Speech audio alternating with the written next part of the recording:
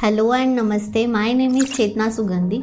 अगर आप भी आपका नया बिजनेस स्टार्ट कर रहे हो तो ये 5 पॉइंट्स आप चेक कर लीजिए, जिससे कि आपको आपके बिजनेस को ग्रो करने में बहुत ज़्यादा हेल्प होगी। Number 1, research of your product and services कि आपका टारगेट ऑडियंस कहाँ है, आपका मार्केट का डिमांड क्या है, आप उसको कैसे कैसे ग्रो कर सकते हो। आपका जो प्रोडक्ट है या जो भी सर्विसेज है उसको ज़्यादा से ज़्यादा कौन से लोकेशन में डिमांड है, उसका टारगेट ऑडियंस किस एज ग्रुप का है, उनका क्या इंटरेस्ट है, तो ऐसा पूरा के पूरा रिसर्च कर लीजिए।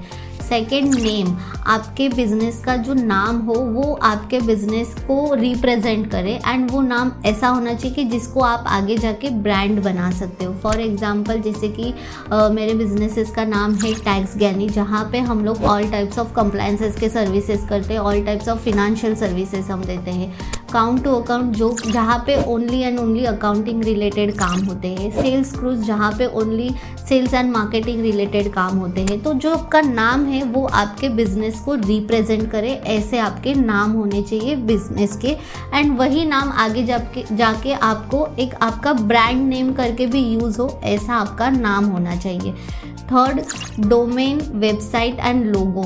जो भी आपका नाम हो बिजनेस का, उसका आपके पास में .com या .in का डोमेन होना ज़रूरी है, बिकॉज इससे ज़्यादा प्रोफेशनलिज्म लगता है। एंड एक्चुअली ये बाय आप बोल सकते हो कि ये एक्चुअली एक कंपनीज एक्ट में भी इसके बारे में कहा गया है कि अगर आप किसी को मेल कर रहे हो एंड अगर वो आपका नॉर्मल gmail.com या आप yahoo.com से मेल करते हो तो उसको इन द कोर्ट या फिर इन द लीगल, मतलब लीगली उसको नहीं माना जाता है ऑथेंटिकेट। अगर वही आप आपके खुद के डोमेन से करते हो, जहाँ पे जैसे कि taxgani.com है, salescruise.com है, अगर उस डोमेन, रजिस्टर्ड डोमेन से अगर आप किसी को मेल करते हो तो उसको in the court of law एक प्रूफ करके भी मान सकते हैं, उसे एक ऑथेंटिकेट माना जाता है। इस मामले के लिए भी आपको आपका जो डोमेन है वो लेना ज़रूरी है। आपकी प्रॉपर वेबसाइट डेवलप होना ज़रूरी है, बिकॉज आज के डेट में कोई भी किसी शॉप में जाके कुछ चेक नहीं करता है। ऑनलाइन का ज़माना है, हर कोई अगर किसी बारे में जानना है तो वो पहले जाके वेबसाइट देखेगा, पहले उसे गूगल या यूट्यूब पे सर्च करेगा, इसीलिए हमारा वेबसाइट होना ज़रूरी है। थर्ड, लोगो क्यों ज़रूरी है? बिकॉज ये एक आपकी आइडेंटिटी क्रिएट करता है। लोग भले ही आपका नाम याद नहीं रखेंगे, लेकिन वो लोगों की इमेज, उसका कलर, उससे आपके ब्रांड को पहचानते हैं। इसीलिए प्रॉपर एंड अट्रैक्टिव लोगो होना भी बहुत ज़रूरी है। जब हम अपने बिजनेस का नाम सर्च करें तब हमें यही चेक करना है कि उसका हमारे पास में डोमेन अवेलेबल है कि नहीं है। ऑनलाइन जाके आप चेक कर सकते हो उस नाम का ट्रेडमार्क अवेलेबल है या नहीं, ये भी चीज़ें आपको चेक करना ज़रूरी है, ताकि आगे जाके आपको उस नाम को लेके इशू ना हो। अगर आपको ट्रेडमार्क के रिलेटेड इन्फॉर्मेशन चाहिए तो ऑलरेडी हमने ट्रेडमार्क के रिलेटेड वीडियो डाली है, जिसका लिंक हम आपको डिस्क्रिप्शन में दे देंगे। उसी के साथ साथ बिजनेस नाम आपको कैसे रखना चाहिए उसका भी हमने वीडियो ऑलरेडी हमारे चैनल पे डाला है, उसकी भी लिंक हम आपको दे देंगे, ताकि आप ये दोनों चीज़ इसमें सर्च कर सकते हो एंड उसके बारे में डिटेल्स देख सकते हो, इन्फॉर्मेशन। फोर्थ होता है लीगल डॉक्यूमेंटेशन। आप जब भी बिजनेस स्टार्ट करो उसके पहले आपको आपके सारे लाइसेंसेस, सारे रजिस्ट्रेशन, सर्टिफिकेट, आपको कौन से रजिस्ट्रेशन पहले करना ज़रूरी है, कौन से अथॉरिटी से आपको परमिशन पहले लेना ज़रूरी है। अगर आप फूड बिजनेस कर रहे हो तो आपको FSSAI, जिसे फसाई लाइसेंस बोलते हैं, वो निकालना ज़रूरी है। उद्यम गुमास्ता तो 100 मैंडेटरी ही होता है। PT आप कोई भी स्टेट में करो मैंडेटरी होता है। GST एप्लीकेबल है तो आपको GST निकालना है। अगर आप ट्रेडमार्क करना चाहते हो तो आपको ट्रेडमार्क करना है, एंड देन बाकी के सारे documentation.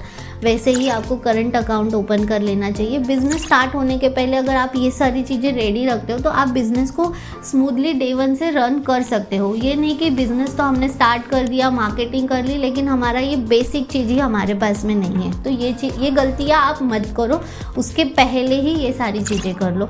Last but not the least, system and process.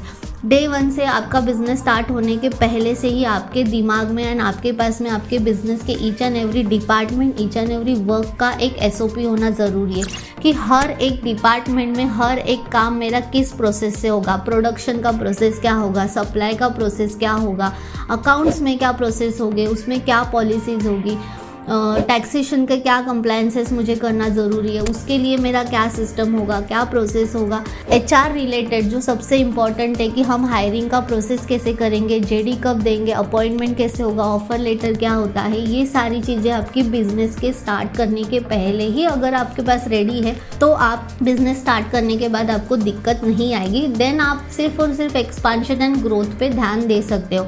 अगर वही आपने ये सारी चीज़ों को स्किप कर लिया एंड सीधा ऐसे ही बिजनेस स्टार्ट कर दिया तो उसके बाद क्या होगा कि आप ना ही बिजनेस पे ध्यान दे पाओगे, ना ही आपका सिस्टम एंड प्रोसेस डेवलप कर पाओगे। इसीलिए बिजनेस को स्टार्ट करने के पहले आपके पास में आपका सिस्टम एंड प्रोसेस डेवलप करना बहुत ज़रूरी है।